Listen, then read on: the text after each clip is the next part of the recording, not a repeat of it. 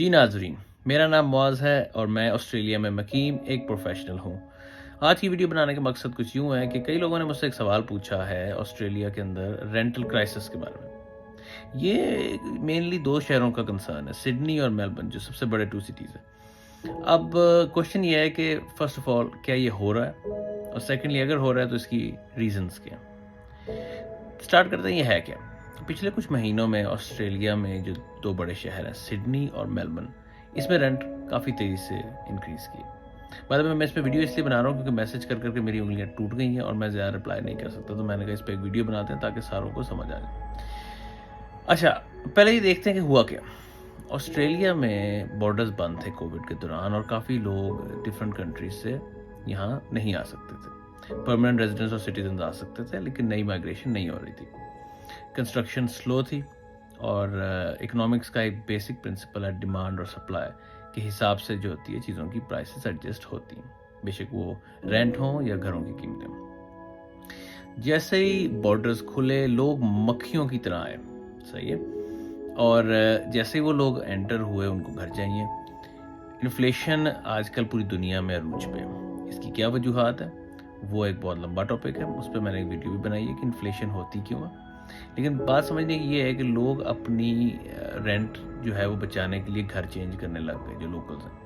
اب جب انہوں نے گھر چینج کرنے کی کوشش کی اور نئے لوگ بھی آ رہے ہیں تو ڈیمانڈ بڑھ گئی رینٹل ہومز کی، تو اس سے پرائسز اوپر جانی شروع ہو جاتی ہیں کہ جب ان کو لگتا ہے جو لوگ ایجنٹس ہوتے ہیں یا جنہوں نے اپنا گھر رینٹ پہ دینا ہوتا ہے، ان کو لگتا ہے کہ یار بہت زیادہ 100 بندہ کھڑا ہے ایک گھر کے لیے، تو ظاہر ہے اس کی جو ہے وہ رینٹ اوپر چلا جائے گا۔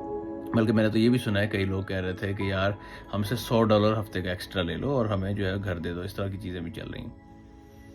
اچھا، اب اس کی جو ریزنز ہیں وہ 3 فولڈ ہیں۔ ایک تو یہ ریزن میں نے آپ کو بتائی، انٹرنیشنل مائگریشن، لوکل لوگ جو ہے وہ بہت تیزی سے گھر چینج کرنے کی طرف جو ہے وہ راغب ہوئے، جس کی وجہ سے مسئلہ۔ اچھا، ایک اور ایشو یہ ہے، ہاؤسنگ کنسٹرکشن جو ہے نا کووڈ میں بڑی سلو ہو گئی تھی، تو نئے گھر اتنی تیزی سے بنے نہیں جتنے زیادہ لوگ آ گئے، تو اس وجہ سے ٹیمپرری کرائسس ہے۔ دیکھو، لانگ ٹرم میں چیزیں اپنے آپ کو بیلنس کر لیتی ہیں، ٹھیک ہے، اور کمپٹیشن جو ہے وہ پرائس کو بیلنس کر دیتا ہے، لیکن شارٹ ٹرم میں یہ ایشو ہے۔ اور آج میں پڑھ رہا تھا جو RBA جو ریزرو بینک آف آسٹریلیا ہے، اس کی جو گورنر ہے فلپ لو، وہ یہ کہہ رہے تھے کہ یہ جو رینٹل انفلیشن ہے یہ بھی اتنی جلدی ختم نہیں ہوگی، یہ بھی پرسسٹ کرے گی کچھ دیر۔ تو یہ کچھ وجوہات تھیں جس کی وجہ سے یہ ہو رہا ہے، یہ ایشو ہے، ڈیفینیٹلی ہے۔ اچھا، ایک اور ریزن اس کی یہ ہے کہ انفلیشن کو کنٹرول کرنے کے لیے پوری دنیا میں جو اسٹیٹ بینکس انٹرسٹ ریٹس بڑھا رہے ہیں، وہ آسٹریلیا کا ظاہر RBA بھی بڑھا رہا ہے، تو اس کی وجہ سے لوگوں کی مارگیج بڑھ جاتی ہے۔ اب جو انویسٹمنٹ پراپرٹیز ہوتی ہیں، جو لوگوں نے پراپرٹی جو ہے وہ خرید کے آگے رینٹ پہ دی ہوتی ہے، ان کی مارگیج بڑھ جاتی ہے، تو ان کا آؤٹ آف پاکٹ ایکسپینس بڑھ جاتا ہے، تو مطلب اتنا رینٹ نہیں آ رہا ہوتا جتنا انہوں نے بینک کو پیسہ دینا ہوتا ہے، مارگیج جو دینی ہوتی ہے، تو وہ کوشش کرتے ہیں ان کا رینٹ بڑھ جائے تاکہ جو ہے ان کو آسانی ہو مارگیج پے کرنے میں۔ اچھا، اب آہستہ آہستہ فیوچر میں نا تھوڑا سا یہ لوگ، ظاہر ہے ہمیشہ تو نہیں مارگیج ریٹ بڑھ سکتے، کنٹرول ہوں گے، نیچے آئیں گے، تو پھر یہ تھوڑی ماڈریٹ ہوگی، لیکن یہ سمجھنے کی ضرورت ہے کہ ایسا ہے۔ تو اگر آپ نے گھر چینج کرنا ہے تو اس چیز کو مائنڈ میں رکھیں کہ پرائس جتنی ہے 1 سال پہلے آپ انویژن کر رہے تھے، ضروری نہیں ہے وہ اتنی ہو، وہ بڑھ گئی ہوگی۔